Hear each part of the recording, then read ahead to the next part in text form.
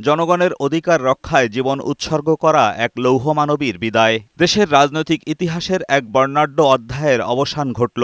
গণতান্ত্রিক আন্দোলনের প্রতীক, আপসহীন নেত্রী, তিনবারের প্রধানমন্ত্রী বেগম খালেদা জিয়ার মৃত্যুতে শোকের ছায়া নেমে এসেছে দেশের সর্বস্তরের মানুষের মাঝে।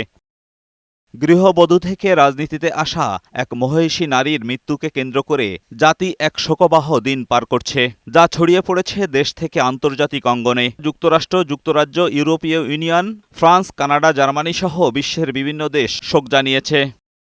বিএনপি চেয়ারপারসনের ইন্তেকালে গভীর শোক জানিয়েছে জামায়াতে ইসলাম, জাতীয় নাগরিক পার্টি, জাতীয় পার্টি, জাতীয়তাবাদী সমাজতান্ত্রিক দল জেএসডি সহ দেশের বিভিন্ন রাজনৈতিক দল ও সংগঠন। অন্তর্বর্তী সরকারের প্রধান উপদেষ্টা অধ্যাপক ইউনূস খালেদা জিয়ার মৃত্যুতে গভীর শোক ও সমবেদনা জানিয়েছেন। বুধবার থেকে শুক্রবার পর্যন্ত ৩ দিনে রাষ্ট্রীয় শোক ঘোষণা করেছে সরকার। এছাড়া বুধবার সাধারণ ছুটির ঘোষণা দেন প্রধান উপদেষ্টা।